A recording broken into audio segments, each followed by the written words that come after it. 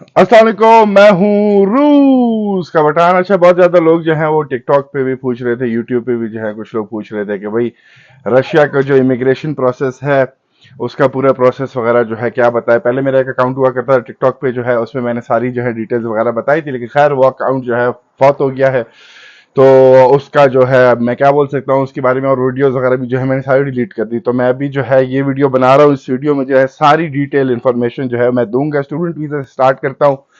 पहली बात तो ये है कि अगर आप लोग स्टूडेंट वीजा जो ले रहे हो एजेंट के थ्रू ले रहे हो, ठीक है, उसमें जो है एजेंट अपना अच्छा खासा मार्जिन जो है वो रख के जो है आप लोगों को वीजा देता है, और उस प्रोसेस में भी तकरीबन 3 महीने लग जाते हैं। तो उससे बेहतर है कि आप लोग जो हो खुद ही ऑनलाइन सर्च करो।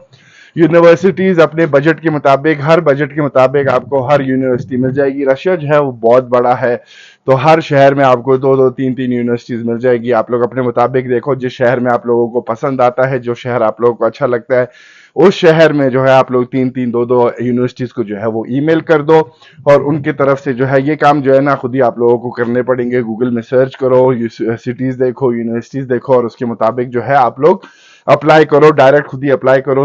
अगर आप लोगों ने एजेंट के थ्रू करना है तो आप लोगों की मर्जी है, लेकिन ये एक मैं आप लोगों को अलग तरीका भी बता रहा हूँ। लैंग्वेज जो है वो यहाँ के लिए स्टडी वीजा के जो है लैंग्वेज जो है बहुत जरूरी है। आप लोग यहाँ पे बगैर रशियन के जो हो काम करने भी अगर आते हो तो उसका कोई फायदा नहीं। आप लोगों को रशियन आनी चाहिए, क्योंकि यहाँ पे बहुत कम लोग जो हैं वो लोग इंग्लिश में बात करते हैं। उनकी ऑफिशियल लैंग्वेज भी जो है वो रशियन है। तो आप लोग हर जगह जाओगे वहां पे खाली रशियन होंगी, रशियन जुबान होगी, रशियन जुबान होगी। इंग्लिश आपको जो है वो कोई ऐसा बहुत मुश्किल है कि आप लोगों को इंग्लिश में, यहाँ तक कि इमिग्रेशन भी जब आप लोग आओगे, पहली दफा भी आ रहे होगे, आपको कोई भी रशियन नहीं आती होगी, लेकिन वो इमिग्रेशन वाले भी जो है वो लोग आपसे जो है वो लोग रशियन में बात करेंगे। और इमिग्रेशन जो है वो रशिया की बहुत ज्यादा सख्त है।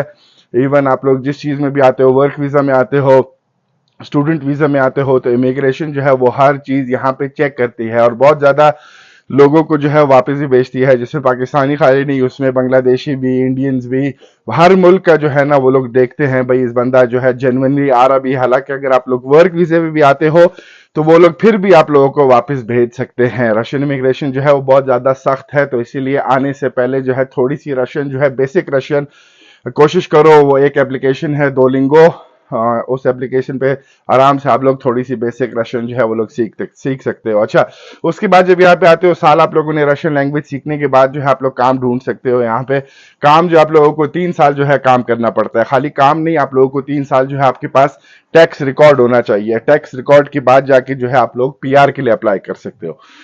पीआर के बाद जो है आप लोगों को फिर, अगर आप लोग काम वगैरह पे ही रहते हो, 3 साल काम करने के बाद जो है आप लोग फिर जाके नेशनैलिटी के लिए अप्लाई कर सकते हो। अच्छा, ये जो है एक रास्ता हो गया। उसके बाद दूसरा रास्ता ये है कि अगर आप लोग यहाँ पे आते हो और यहाँ पे आप लोग कोई शादी वगैरह कर लेते हो, तो शादी के आप लोग 3 साल बाद जाके जो है वो रशियन नेशनैलिटी जो है उसके लिए अप्लाई कर सकते हो। रशियन नेशनलिटी, सॉरी, नहीं, पीआर के लिए अप्लाई कर सकते हो। सबसे पहले जो है पीआर जरूरी है। पीआर के बगैर आप लोग डायरेक्टली नेशनलिटी नहीं ले सकते। तो पीआर अप्लाई करोगे, शादी के 3 साल बाद जो है पीआर मिलेगा आप लोगों को, और उसके बाद जाके आप लोग जो हो नेशनलिटी के लिए अप्लाई कर सकते हो। लेकिन अगर आप लोग के बीच में जो है वो बच्चा हो जाता है, तो बच्चे के बेसिस पे आप लोग डायरेक्टली जो है 1 साल बाद, जाहिर है बच्चा महीने में तो नहीं होगा शादी के बाद, तो अगर 1 साल में बच्चा जो होता है, 1.5 साल में जो बच्चा होता है, 9 महीने में बच्चा होता है, अगर जल्दी से जल्दी भी कर लो, ठीक है, तो आप लोगों को जो है वो फिर पीआर के लिए आप लोग अप्लाई कर सकते हो बच्चे के बेसिस पे। और उसके बाद डायरेक्टली जब पीआर के जो प्रोसेस होता है, पीआर के प्रोसेस 3 महीने का प्रोसेस होता है, जिसमें आप लोग अपने डॉक्यूमेंट्स वगैरह जो है वो जमा कराते हो। और जो डॉक्यूमेंट्स वगैरह है उसके लिए फिर मैं एक अलग वीडियो ज़ाहिर बनाऊंगा, कि उसमें जो है कौन कौन से डॉक्यूमेंट्स चाहिए होते हैं। इतने ज़्यादा मुश्किल डॉक्यूमेंट्स वगैरह नहीं है, तो पाकिस्तान से कोशिश करना सारे जो डॉक्यूमेंट्स वगैरह होंगे वो लेके आना। उसके बाद जो है फिर क्या होता है कि हाँ, इस तरह ये हो गया काम। वर्क वीज़ा का भी बता देता हूँ। जो लोग वर्क वीज़े पे आते हैं, भाई वर्क वीज़े पे आ जाते हो, लेकिन वर्क वीज़ा जो है आप लोग जिस पे आते हो वो वर्क वीजा जो है, इसलिए मैं कहता हूं कि आप लोग खुद ही आओ, 1 साल लैंग्वेज सीखो, उसके बाद खुद ही काम ढूंढो। अगर आप लोग वर्क वीजे पे आते हो और यहाँ पे आके जो है आप लोग जो हो काम करने लग जाते हो, तो वो वर्क जो है वो आप लोगों का टैक्स वगैरह वो सारा जो है ना एजेंट वगैरह के थ्रू अगर आप लोग हो जाते हो, उसका कोई फायदा नहीं है। बहुत कम ऐसे एजेंट है, ये नहीं कह रहा सारे एजेंट जो है वो बकवास हैं। बहुत कम ऐसे एजेंट है जो आपकी भलाई के लिए जो है काम करेंगे। वो लोगों का काम है पैसा कमाना, 20-20 लाख, 25-25 लाख में तो आप लोगों की जो है 3 महीने का वीजा होता है, 4 महीने का, फिर यहाँ से आके एक्सटेंड भी नहीं होता है। तो इस बात का जो है ख्याल रखना है आप लोगों ने। और वो जो काम भी होता है उस काम का कोई फायदा नहीं है, उस काम के बेसिस पे आपको कोई पीआर और नेशनैलिटी नहीं मिलेगी। तो ये जो है चार पांच 3 रास्ते जो हैं आप लोगों की जरूरी होगी। बस ये बात याद रखना, अगर आप लोग शादी नहीं करते हो, काम कर रहे हो, तो 3 साल का आपके पास टैक्स रिकॉर्ड होना चाहिए है। अगर आप लोग टैक्स रिकॉर्ड के बगैर काम कर रहे होगे तो उस काम का कोई फायदा नहीं है, उस पर आप लोगों को ना पीआर मिलेगी ना नेशनैलिटी मिलेगी।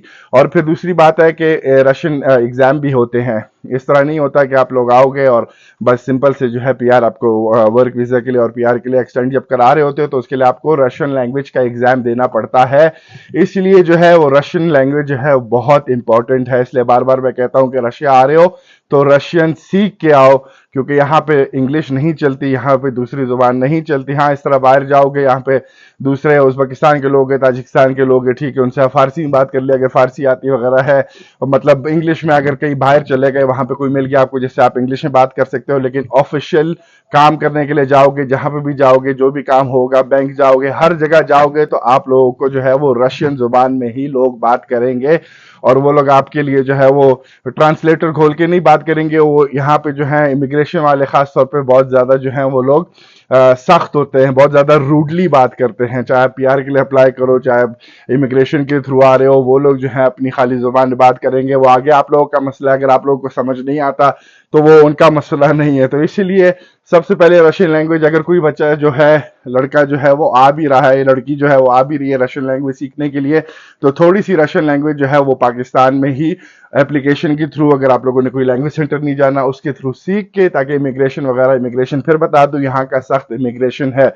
तो मेरे ख्याल से यही 4 पॉइंट थे। स्टडी वीजा का मैंने बता दिया, खुद ही ढूंढो, यूनिवर्सिटीज वगैरह आप लोग को मिल जाएंगी बजट के मुताबिक। देखो, वर्क वीजा का बता दिया आप लोगों को कि अगर आप लोग एजेंट के थ्रू आते हो उस वर्क वीजा का क्या है, और अगर यहाँ पे आते हो 1 साल जो है वो रशियन लैंग्वेज सीखते हो और उसके बाद जाके जो है वो वर्क अपने लिए खुद ही ढूंढते हो, तो उसका ज्यादा फायदा है। टैक्स रिकॉर्ड जो है वो सबसे ज्यादा इंपॉर्टेंट है पीआर लेने के लिए, उसके बाद जाके नेशनैलिटी लेने के लिए। फिर शादी का आ गया, शादी के 3 साल बाद जो हो आप लोग पीआर के लिए अप्लाई कर सकते हो। उसके बीच में अगर बच्चा हो जाता है, ये जल्दी जल्दी सारी चीजें बता रहा हूँ मैं आप लोगों को, तो उसकी बेसिस पे आप लोग फिर पीआर अप्लाई कर सकते हो। और पीआर अप्लाई करने के बाद बच्चे के बेसिस पे आप डायरेक्टली जो हो नेशनलिटी के लिए अप्लाई कर सकते हो। तो ये वगैरह सारे रास्ते हैं। अभी जो है वो पहले जो था मोबिलाइजेशन हो रही थी फौज के लिए, लेकिन अभी वो मोबिलाइजेशन वगैरह जो है वो बंद हो गई है। हाँ, एक और बात, अगर आप लोग जो हो 18 से 30 साल के बीच में हो और अब आप लोग पीआर के लिए अप्लाई करते हो तो ठीक है। अगर आप लोग उसमें फॉर एग्जांपल अगर आप लोग 25 के हो, 28 के हो, 29 के हो, आप लोग जो हो नेशनैलिटी के लिए अप्लाई करते हो तो आप लोगों को 2 साल सर्विस फौज में देनी पड़ेगी। 18 से 30 साल के जो लोग हैं उन लोगों को 2 साल की सर्विस जो है फौज में देनी पड़ेगी। लेकिन अगर आप लोग पीआर लेते हो तो फिर आप लोगों को ये सर्विस नहीं देनी पड़ेगी।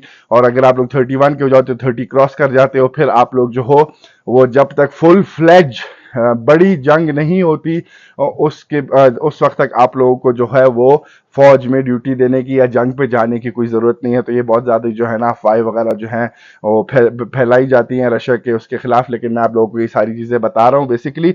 तो बस यही चीजें, यही रास्ते हैं।